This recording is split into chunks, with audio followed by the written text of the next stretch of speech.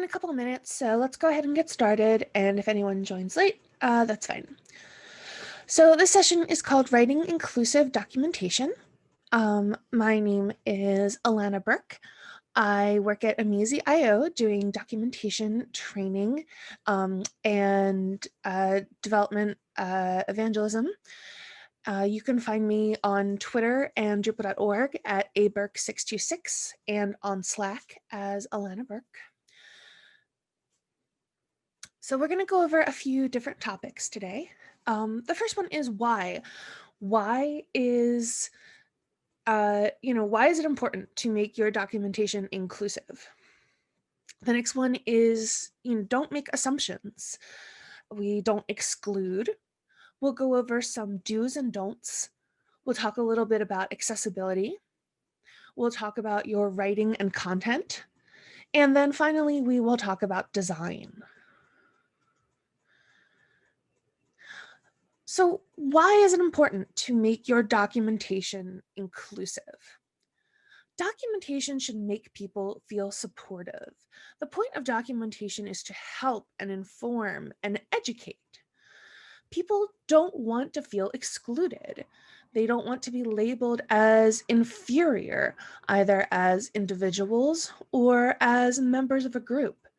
However, it is possible to exclude or imply inferiority without realizing it if insufficient care is taken with your writing. I don't know how many times I have opened up, some open source documentation only to find it to say, instead of kindly guiding the user through, it says things like RTFM, or as we're going to address next, it makes assumptions about the users. So documentation exists to teach. People come to your documentation to learn. You want to engage them, not turn them away. People come to you from all kinds of backgrounds at all stages of their career. For example, if you're documenting an advanced DevOps concept, you can't necessarily assume that the person reading it is an advanced DevOps engineer. Maybe they're a web developer who needs this one thing to make their website work right. Maybe they're a web designer whose boss said, hey, you do web things, make this work for our site. So when you're writing your documentation, make sure that you're guiding the user, that you're giving them all of the information that they could possibly need, that you're giving them the steps to get to where you are, and that you're not assuming that they're already where you are.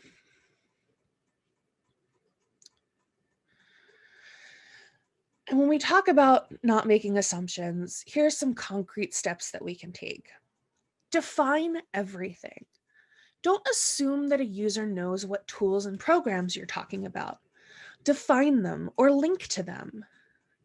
Be comprehensive. If you mention something, cover it. And meet users at their level. Don't assume your users are advanced. Your docs should allow them to start from nothing. And often this means, linking out to other documentation, saying, you should be able to do XYZ, or you should have ABC installed. If you don't, here are instructions to get to ABC. But don't just leave them hanging and telling them that they should have ABC installed.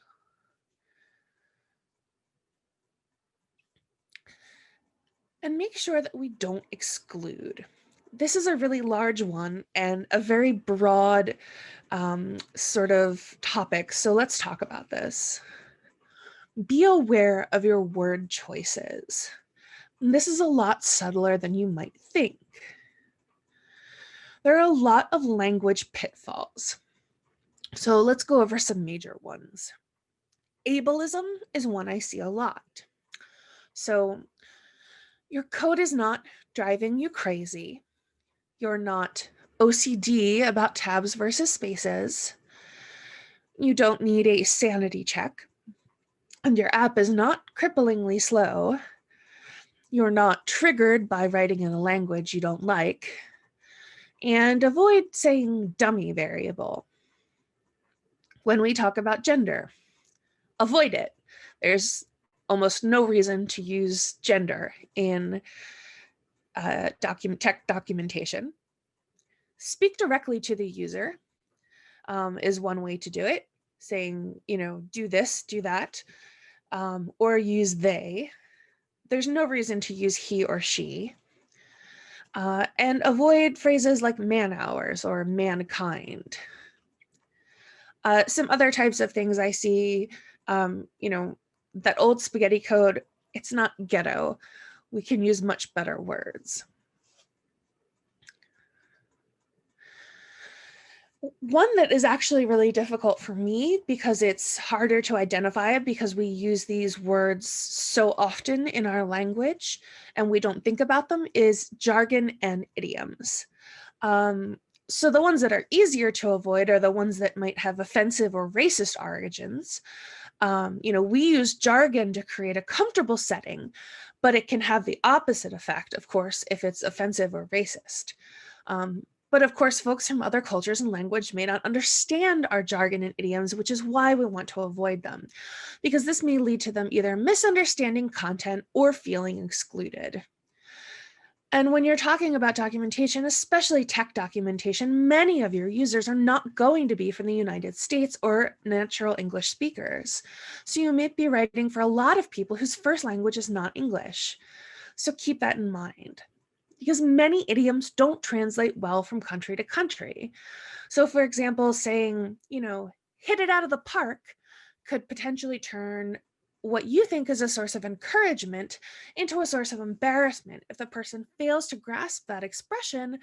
If they have no idea, what that means in terms of baseball or the cultural impact. So instead, you'd say something like, I believe in you. Now, that's not a documentation example, just a general idiom example. But this is something that when I go and look back at my writing, I find that this is the stuff that is actually hardest to pull out. Again, not the ones that are offensive or racist, but just the ones that we use so often and don't realize that other folks who don't use English as a first language might not understand. And don't condescend. This isn't easy for everyone. Be super aware of your word choices. Don't describe things as easy, simple, or obvious. Acknowledge what's hard. Is a concept complex? Say so. One of the things I most appreciate in people is when they acknowledge that something is difficult or complex or that they have to look something up. Your users will appreciate that as well. And avoid using the word just. Telling users to just install something, for example, may make them feel inadequate if they run into trouble. And it's a word we see a lot in documentation. Your users are coming from all kinds of backgrounds. You want them to feel like they're welcomed when you're learning to use your product or code. Don't discourage them by making them think something should be easy when it might not be. If someone doesn't find the instructions easy, simple, or basic, your descriptions can come across as condescending. You're also unintentionally excluding people from your documentation who interpret that as an indicator that they're in some way not skilled enough or not smart enough to engage with your content or with the technologies that it describes. You might have some tough to understand concepts, and that's okay. But let your users know when they're about to read something a little tougher so that they're prepared and they feel like they're not alone if they don't get it right away. And again, avoid telling them to just do this or that. Live demos have taught us all that if nothing else, technology is unpredictable. They could follow your instructions perfectly and have a step fail through no fault of their own. Maybe a download isn't available. Maybe something has been upgraded in the last 20 minutes and now none of your instructions work. Don't make them feel more frustrated because they think they should have been able to just do it. But there are a lot of do's as well.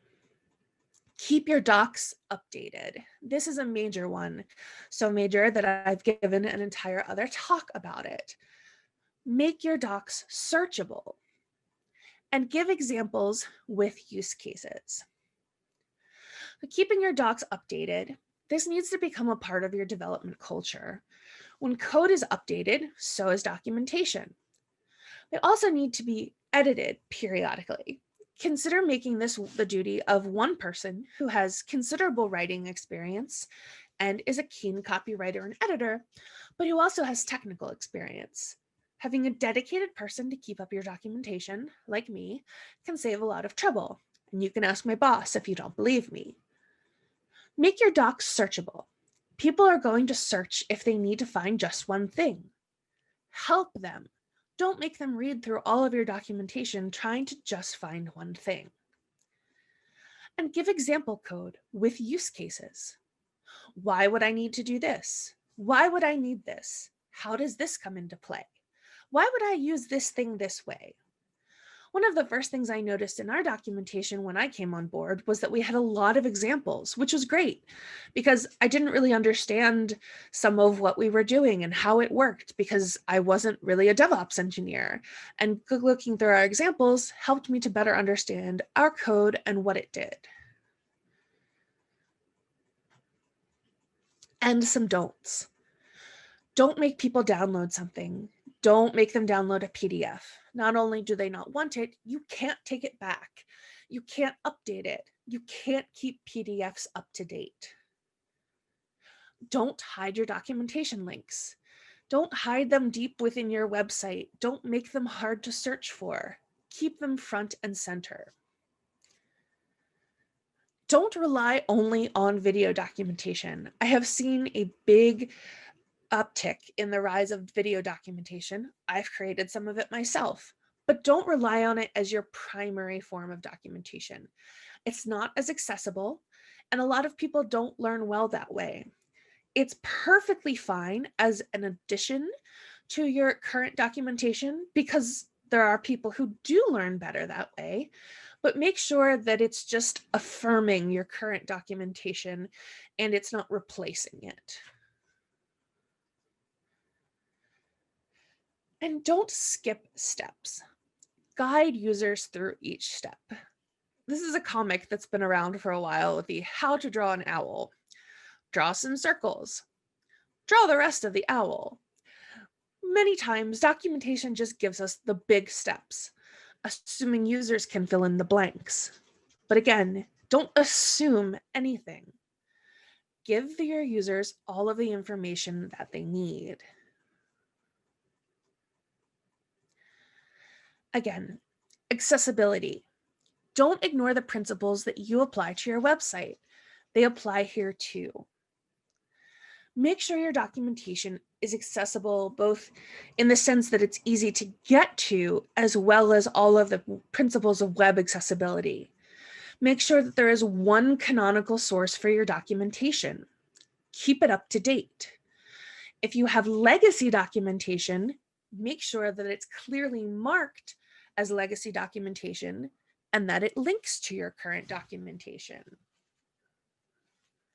I can't tell you how many times I have searched for documentation only to find a dozen versions of it with no indication of which one is the current documentation.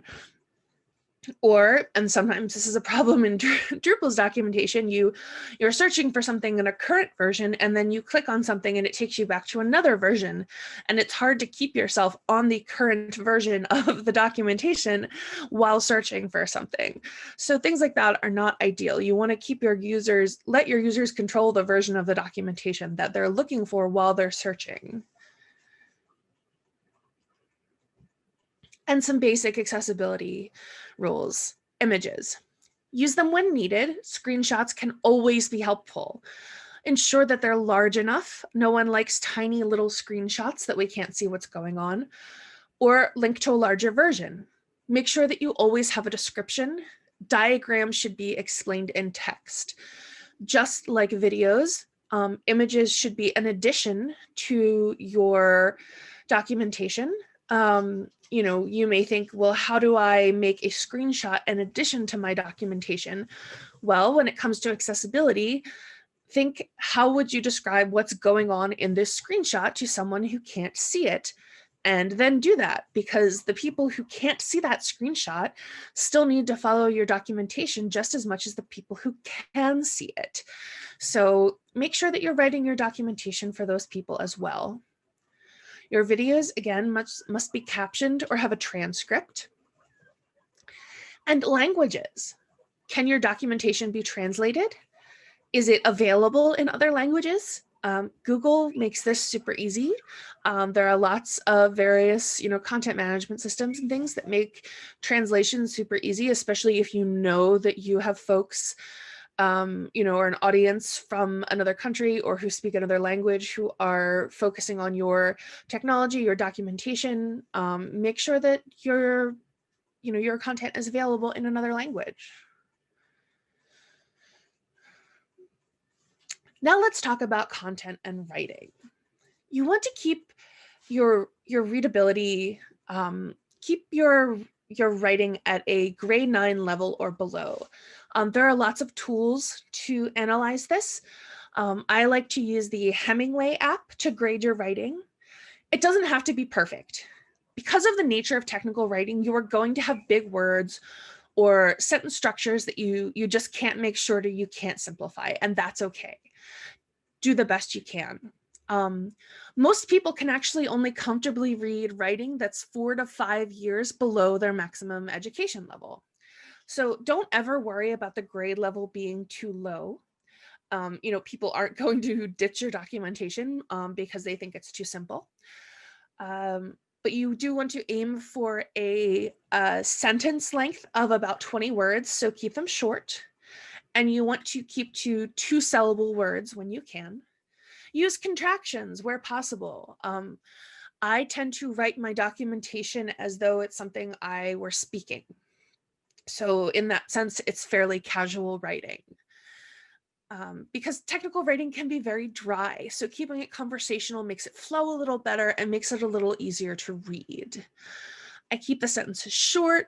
I keep them heavy on the commas so that they pause naturally. And again, avoid the big words and technical jargon where I can. So obviously there's going to be technical jargon in technical documentation.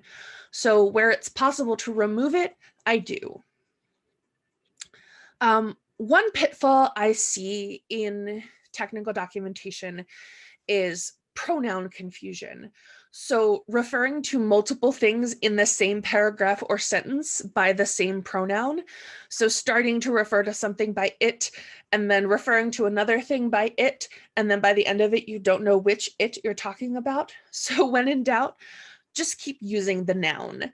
That's the only specific example that I wanted to share because it's something that I see fairly often, and I find that it gets things really confusing. And if it's confusing for me, then I imagine that for someone who reads at a lower grade level or has less command of the English language, then it must be super confusing. And then design. We don't often think of design when we think of technical documentation because we think of technical documentation as just this sort of piece that gets tacked on at the end, and it's just this utility. But people don't like to read big walls of text. They don't like ugly things. They don't like to look at ugly things. So make your documentation readable. Use white space. Break up paragraphs. Don't put in big walls of text. Use semantic markup. Use it properly. Don't use it for design, but when you use it properly, it should make your text flow nicely and also harkens back to accessibility. And also be consistent in your design. Keep your text, your headers, your fonts and such consistent. And again, with design, there are a variety of tools out there that you can use to design or to host your documentation that are going to, just make it look a little nicer. We're currently using, in fact, we just had a blog post go out yesterday about our move to Gitbook, which in no way is sponsoring us or anything. I just really like their service, and they give a really nice, clean, fresh look to the documentation. And that's the kind of thing that people like to look at. They if you're just using something that you haven't put any thought into the design, you haven't put any thought into the layout or the fonts, it's not going to catch someone's eye as much. They're probably not going to want to read it for as long. They're just not going to want to look at it. People like to look at pretty things. So take the time to make your documentation look nice. And finally, I have a few resources. Here's a link to the Hemingway app, which I just find so useful. If you need a little help with your writing, there's always Grammarly. And a resource I find really, really useful is the Conscious Style Guide. It gives a lot of tips for some of the things I was talking about with removing things like ableism from your writing, and gives you ideas for replacing those in your writing. So that's a really great thing to bookmark. So that's all that I had. This is a little bit of a shorter talk to leave some time for Q&A.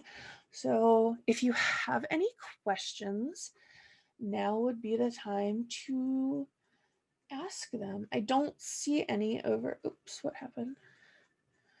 Okay. I don't see any over in the live Q&A unless I'm not looking in the right place.